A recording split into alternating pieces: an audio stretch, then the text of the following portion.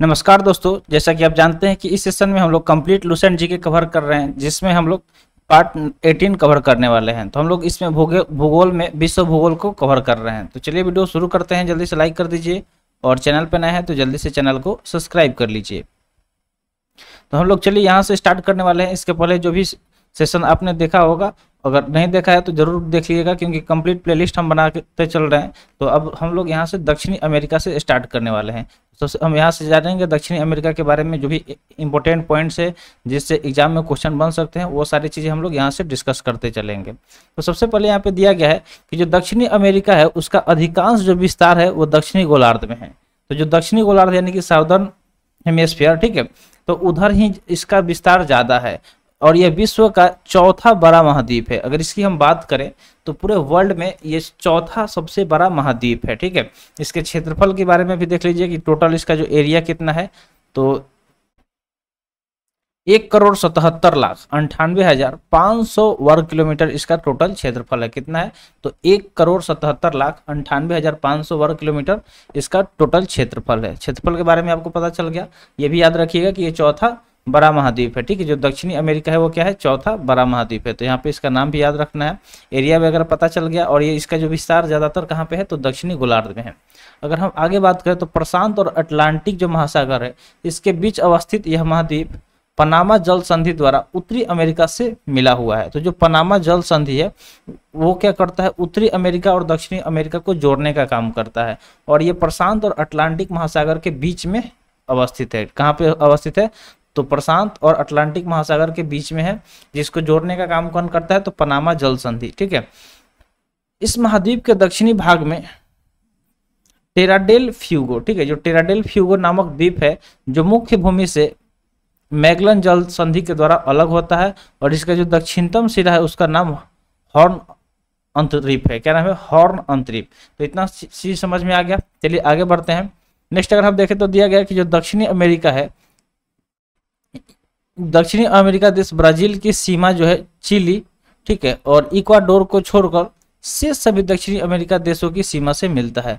तो चिली और इक्वाडोर है, ठीक है, इक्वाडोर है, ठीक है, इक्वाडोर नहीं है, इक्वाडोर है। इसको छोड़कर जितने भी दक्षिणी अमेरिकी देश हैं उनसे इसका सीमा मिलता है, यानी कि इसका जो बॉर्डर है उससे लगता है। भूमध्य रेखा पर स्थित दक्षिणी अमेरिका के अगर देश की बात करें तो इक्वाडोर हो गया, ठीक है, इक्वाडोर हो गया, कोलंबिया हो गया और ब्राजील हो गया। आपसे पूछा जा सकता है, डायरेक्ट क्वेश्चन पूछा जाता है कि दक्षिणी अमेरिका का जो कौन कौन सा देश है जो भूमध्य रेखा पर स्थित है, ऑप्शन दे दिए रहेगा, ठीक है। तो उसमें से आपको करेक्ट आंसर चूज करना रहेगा। तो याद रखिएगा, इक्वाडोर हो गया, कोलंबिया हो गया और ब्राजील हो गया, ठीक है। तो इसको आप इस तरह से याद कर लीजिएगा। इक्वाडोर ई से होता है, ठीक है, कोलंबिया सी से होता है और ब्राजील बी से होता है। तो ईसी भी याद कर सकते हैं, ठीक है, जैसे आरसीबी है इस तरह इसको ईसी भी याद रख लीजिएगा। इक्वाडोर, कोलंबिया, ब्राजील, इस तरीके से आप इसको याद रख सकते हैं। आगे बढ़ते हैं। दिया गया है कि दक्षिणी जो अमेरिका है, ठीक है, इसमें पेरू बोलीविया सीमा पर विश्व की सबसे अधिक ऊंची नौकायान झील, जिसका नाम है टीटीकाका। क्या नाम है? टीटीकाका, जो कि 3,811 मीटर ऊंचाई पर है और यह बोलीविया पठार पर स्थित है। कहाँ पर स्थित है? तो बोलीविया जो पठार है वहां पे ये स्थित है। तो क्या बताया गया कि जो दक्षिणी अमेरिका है वहां पे जो पेरू बोलीविया सीमा है उसी पर विश्व की सबसे अधिक जो ऊंची नौकायान झील है उसका नाम है टीटीकाका, जिसका ऊंचाई है 3,811 मीटर और यह बोलीविया पठार पर स्थित है। किस पठार पर स्थित है? तो बोलीविया पठार पर स्थित है। दक्षिणी अमेरिका के ब्राजील में बहने वाली अमेजन नदी विश्व में अपवाह क्षेत्र की दृष्टि से प्रथम नदी है और इस महादेश की सबसे लंबी नदी है, ठीक है। तो अमेजन नदी के बारे में आपने सुना होगा, ग्रेट अमेजन नदी। तो ये क्या है? अपवाह क्षेत्र की दृष्टि से प्रथम नदी है और ये जो दक्षिणी अमेरिका है, ये महादेश है, इसकी सबसे लंबी नदी भी यही है। यह नदी जो है बेसिन ब्राजील के कुछ भागों, यह नदी बेसिन जो है ब्राजील के कुछ भागों जैसे कि पेरू हो गया, पेरू के कुछ भागों और बोलीविया और इक्वाडोर, कोलंबिया तथा वेनेजुएला के छोटे भाग से अपवाहित होती है। तो यहाँ ये सारी चीज आपको याद रखना है, ये सारे इंपॉर्टेंट पॉइंट्स है, ठीक है, क्योंकि इससे ही ज्यादातर क्वेश्चन पूछा जाता है। अमेजन बेसिन के लोगों का मुख्य आहार की बात करें तो क्या है? मेनियोक है, ठीक है, मेनियोक। एक मैनियक गाना सुने होंगे जो हनी सिंह का काफ़ी वायरल है अभी, ठीक है। तो यहाँ पे मैनियक दिया गया है, इससे रिलेट कर लीजिएगा कि जो अमेजन बेसिन के लोगों का जो मुख्य आहार क्या है वो तो है मैनियक है, ठीक है, जिसे कसावा भी कहते हैं। क्या कहते हैं उसको? कसावा भी उसको कहा जाता है। यह आलू की तरह जमीन के अंदर पैदा होता है। जिस तरह हमारे यहाँ इंडिया में आलू होता है जमीन के अंदर पैदा होता है, उसी तरह से ये क्या होता है कि जमीन के अंदर पैदा होता है। यहाँ के कुछ लोग मलोका कहे जाने वाले बड़े अपार्टमेंट्स जैसे घरों में रहते हैं। तो वहाँ पे जो मतलब मलोका कहे जाने वाला जो बड़ा बड़ा अपार्टमेंट होता है वैसे घरों में रहते हैं, जिनकी छत तीव्र ढलान वाली होती है। तो उसका जो छत है एकदम तीव्र ढलान होती है उसमें, और उसी में वहाँ के लोग रहते हैं, जिसका नाम क्या क्या कहा जाता है? उसको मलोका कहा जाता है। अमेजन बेसिन का जो परजीवी पौधा है उसका नाम है ब्रोमीलाइड, ठीक है। एक विशेष प्रकार का पौधा है जो अपनी पत्तियों में जल को संचित रखता है, ठीक है। तो जो अमेजन बेसिन में क्या है? एक परजीवी पौधा है, ठीक है। परजीवी यानी कि जो दूसरे पर आधारित रहता है अपने भोजन के लिए, उसको परजीवी बोलते हैं। जिसका नाम क्या है? ब्रोमीलाइड है। ये एक विशेष प्रकार का पौधा है जो क्या करता है कि अपने जो उसका पत्ता होता है उसमें जल को संचित रखता है, यानी कि बचा के रखता है। मेढक जैसे प्राणी इन जल के पॉकेट का उपयोग अंडा देने के लिए करते हैं, और जो मेढक वगैरह होते हैं उसी जल के पॉकेट में क्या करते हैं? अपना अंडा दे देते हैं, ठीक है, ताकि उनका बच्चा सुरक्षित भी रहता है।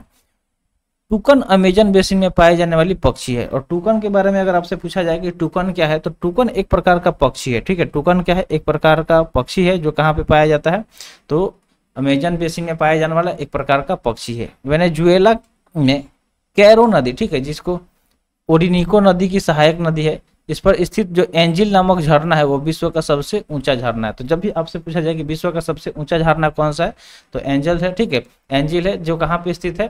तो वेनेजुएला में जो कैरो नदी है उसी पर स्थित है, जिसका ऊंचाई कितना है?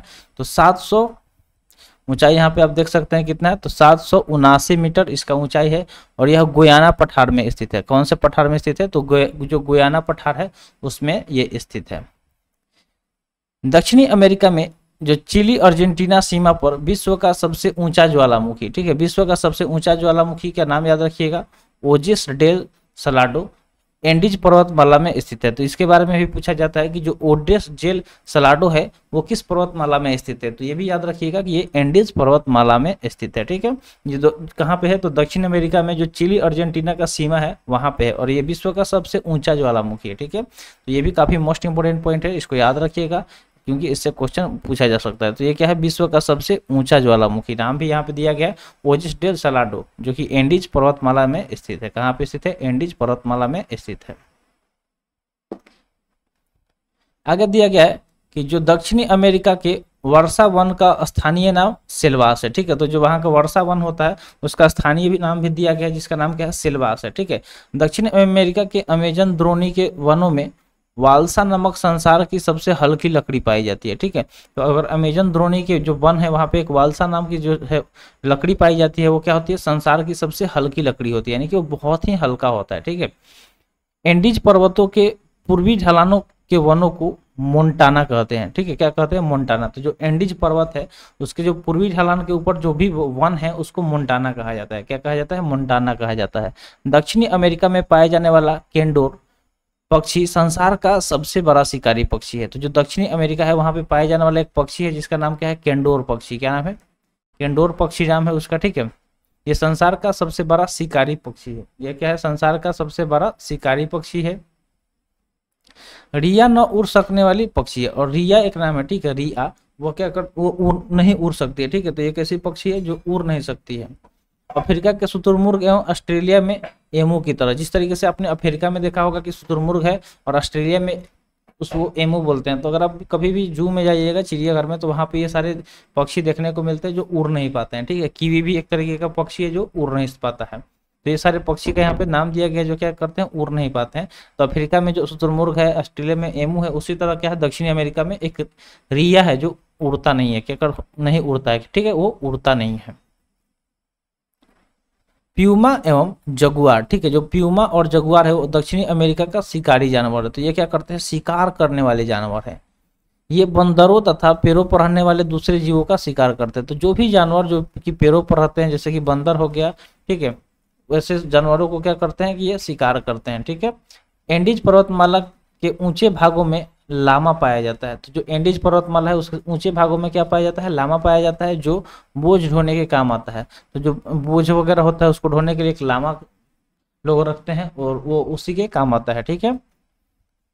ग्वानको एक प्रकार का जंगली लामा है, ग्वानको जो है वो एक प्रकार का जंगली लामा है, ठीक है। तो जो लामा है क्या है, एक तरह का जानवर है जिसका इस्तेमाल लोग क्या किस लिए करते हैं, तो जिस तरह हमारे यहाँ गधा होता है ना, उसको बोझ ढोने का काम, मतलब बोझ ढोने के लिए उसका इस्तेमाल किया जाता है, उसी तरीके से जो लामा है, ठीक है, उसका प्रयोग दक्षिणी भारत अमेरिका में किया जाता है बोझ ढोने के लिए। जो ग्वानो है एक प्रकार का क्या है, जंगली लामा है, जो पेंटागोनिया के मरुस्थल में पाया जाता है। तो ये कहाँ पे पाया जाता है, तो जो पेंटागोनिया का मरुस्थल है वहां पे पाया जाता है। फजेंडा, ठीक है, जो फजेंडा की अगर हम बात करें तो ब्राजील रबर के पेड़ का मूल स्थान है। तो जो ब्राजील रबर है उसके पेड़ का ये मूल स्थान है, यानी कि वहां पे ये पेड़ काफी ज्यादा मात्रा में पाया जाता है। इस महादेश के बोलिविया राज्य की राजधानी लापाज विश्व की सबसे अधिक ऊंचाई समुद्र तल से कितना है, 3650 मीटर पर स्थित राजधानी नगर है। तो इस महादेश के जो बोलिविया राज्य की राजधानी लापाज है वो विश्व की सबसे अधिक ऊंचाई, यानी कि समुद्र तल से इसका ऊंचाई कितना है, 3658 मीटर पर स्थित राजधानी नगर है। तो ये भी याद रखिएगा, काफी इंपॉर्टेंट है, किसी भी एग्जाम में पूछा जा सकता है। इस महादेश का सबसे बड़ा नगर रियो डी जेनेरियो, ठीक है, ब्राजील में। यहाँ पे ओलंपिक भी हुआ है, रियो डी जेनेरियो में ओलंपिक हुआ है। अगर आपको याद हो तो कमेंट सेक्शन में बताइएगा कि रियो डी जेनेरियो में किस वर्ष, ठीक है, किस वर्ष ओलंपिक हुआ था, कमेंट सेक्शन में जरूर बताइएगा, ठीक है। देखते हैं किन किन को याद है, ठीक है, ये काफी इंपॉर्टेंट सवाल है। दक्षिणी अमेरिका में जो गुआना, ब्राजील और पेंटागोनिया के पठार हैं, जो दक्षिण अमेरिका है वहाँ पे कौन कौन से पठार हैं, तो एक तो गुआना हो गया, ब्राजील हो गया और पेंटागोनिया हो गया। इसके पठार आपको दक्षिण अमेरिका में देखने को मिलेगा। और भी पॉइंट है जिसको हम लोग साथ में कवर करते चलेंगे। तो यहाँ पे देखिए दिया गया कि दक्षिणी अमेरिका के अर्जेंटीना में विस्तृत जो घास के मैदान को पंपास कहते हैं। तो जो दक्षिणी अमेरिका के जो अर्जेंटीना है वहाँ पे घास का मैदान बहुत ज़्यादा फैला हुआ है और उसको किस नाम से जाना जाता है, तो पंपास के नाम से जाना जाता है, ठीक है, किस नाम से, पंपास, ठीक है। और पंपास को अर्जेंटीना का हृदय कहते हैं, और जो पंपास है उसको क्या कहा जाता है, तो ये अर्जेंटीना का हृदय है, यानी कि हार्ट है। पंपास क्षेत्र में पोषक तत्वों से भरपूर अल्फा अल्फा नामक घास उगाई जाती है, ठीक है। तो यहाँ पे जो पोषक तत्वों से काफी भरपूर ये घास होता है जो अल्फा अल्फा नामक घास है, तो इसका नाम क्या होता है, अल्फा अल्फा, ठीक है। दक्षिण अमेरिका के वनों से रबर, सिनकोना, चंदन, कार्नोबा आदि वस्तुएं प्राप्त होती है। तो जो दक्षिण अमेरिका के जो भी जंगल वगैरह हैं, वन है, वहाँ से रबर पाया जाता है, सिनकोना नामक कोई चीज़ है उस वो पाया जाता है, चंदन का लकड़ी आपने देखा होगा, पुष्पा का जो वो पुष्पा राज वाला मूवी है, ठीक है, उसमें, और कार्नोबा, ठीक है, कार्नोबा आदि वो सारे मतलब वस्तुएं वहाँ पे पाई जाती है। ब्राजील रबर के पेड़ का मूल स्थान है। तो रबर का पेड़ की अगर हम बात करें, जो ब्राजील है वो रबर के पेड़ का मूल स्थान है, यानी कि यहाँ पे काफी ज्यादा रबर के पेड़ देखने को मिलेगा। दक्षिण अमेरिका में अर्जेंटीना सर्वाधिक सूर्यमुखी के बीज उत्पादित करता है। तो जो दक्षिणी अमेरिका की बात करें तो जहाँ वहाँ पे अर्जेंटीना है वहाँ पे सूरजमुखी का बीज सबसे ज़्यादा उत्पादन होता है और विश्व में इसका दूसरा स्थान है। पूरे विश्व की अगर हम बात करें, पूरे वर्ल्ड में, तो सबसे 2 नंबर पे आता है सूर्यमुखी के बीज को उत्पादन करने में। गेहूँ की चंद्रकार पेटी भी अर्जेंटीना में स्थित है। तो जो गेहूं है उसके चंद्रकार पेटी कहाँ पे स्थित है, तो वो भी स्थित कहाँ पे, तो अर्जेंटीना में भी स्थित है। कहाँ पे स्थित है, तो अर्जेंटीना में ही स्थित है। ये भी चीज याद रखिएगा। आगे दिया गया है कि दक्षिणी अमेरिका में ब्राजील सर्वाधिक कोको उत्पादक देश है, ठीक है। तो पूरे दक्षिण अमेरिका में अगर हम बात करें तो जो ब्राजील है वो सबसे ज्यादा कोको उत्पादक देश है, ठीक है। सबसे ज्यादा कोको कहाँ पे उत्पादन होता है, तो ब्राजील में होता है, दक्षिण अमेरिका में। विश्व में इसका अगर स्थान देखा जाए तो दूसरा स्थान है, पूरे विश्व में दूसरा स्थान है इस कोको उत्पादन में। दक्षिणी अमेरिका का जो ब्राजील है वो विश्व में सर्वाधिक कॉफी उत्पादित करने वाला देश है। तो जो ब्राजील है उसको कॉफी, सबसे ज्यादा कॉफी के बारे में पूछा जाए कि कहाँ पे कॉफी का उत्पादन होता है, तो क्या याद रखिएगा, ब्राजील, ठीक है। ब्राजील जो कि विश्व में सबसे ज्यादा कॉफी उत्पादक देश है। ब्राजील के कहवा के बागों को फजेंडा कहते हैं, ठीक है। ऊपर भी फजेंडा के बारे में बताए थे। तो जो वहाँ पे कहवा का जो बाग होता है उसको ही फजेंडा कहा जाता है। दक्षिणी अमेरिका में ब्राजील सर्वाधिक सोयाबीन उत्पादक देश है और पूरे दक्षिण अमेरिका जो है वहाँ पे अगर हम बात करें तो जो ब्राजील है वहाँ पे सबसे ज़्यादा सोयाबीन का उत्पादन होता है और विश्व में इसका स्थान दूसरा है। तो यहाँ पे दूसरे स्थान पर क्या क्या आ रहा है, तो यहाँ पे सूरजमुखी के बीज को उत्पादन करने में दूसरे स्थान पे आ रहा है, ठीक है। उसके अलावा क्या आ रहा है, तो कोको उत्पादन में दूसरे स्थान पे आ रहा है पूरे विश्व में। और उसके आगे अगर हम देखें तो सोयाबीन उत्पादक में ये क्या है, दूसरे स्थान पर है पूरे विश्व में, ठीक है। दक्षिण अमेरिका में ब्राजील सर्वाधिक मैग्नीज उत्पादक देश है, तो पूरे और विश्व में इसका तीसरा स्थान है। तो ये भी याद रखिएगा कि तीसरा स्थान किस चीज में है, तो इसका तीसरा स्थान है मैग्नीज उत्पादक देश में। किस चीज में, मैग्नीज उत्पादक देश में ये तीसरे नंबर पे आता है ब्राजील, ठीक है। ब्राजील के बारे में यहाँ पे बात हो रहा है। और ब्राजील क्या है, तो दक्षिणी अमेरिका का एक देश है, ठीक है। दक्षिणी अमेरिका का क्या है, एक देश है। चिली का चुकीका माता जो तांबा खान दक्षिण अमेरिका के एंडीज पर्वत पर 3000 मीटर की ऊंचाई पर है, इससे विश्व का तांबा राजधानी भी कहा जाता है।